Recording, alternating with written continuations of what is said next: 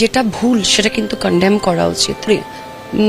আগুনের মধ্যে ঘি না দিয়ে যদি আগুনটাকে নেভানোর চেষ্টা করা হয়, সেটার দিক থেকে বলি 7 মাসের অন্তঃসত্ত্বা শাবনাম ইয়াসমিন বুবলি। অন্যদিকে অপু বিশ্বাস আজকাল শাকিব খানের বাড়িতে গিয়ে শাকিবের সঙ্গে ফটো না দিলেও তার পরিবারের লোকের সঙ্গে ফটো দিচ্ছে, যে বিষয়টি সোশ্যাল মিডিয়ায় তোলপাড় হয়েছে।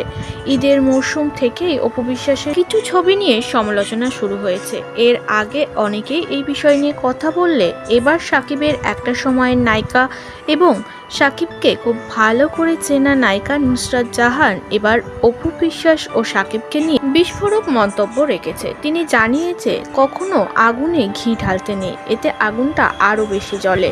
অপু যেটা করছে তিনি বোঝাতে চাইছে শাকিবের সঙ্গে তার সম্পর্ক ঠিক, কিন্তু সত্যি কি সেটা?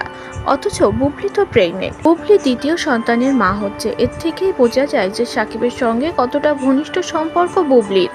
অন্যদিকে বারবার শাকিবের বাড়িতে গেলেও শাকিব কিন্তু অপুর সাথে একটাও ছবি তুলছে না। সকলের সঙ্গে ছবি থাকলেও শাকিব অপুর কোনো আলাদা ছবি নেই।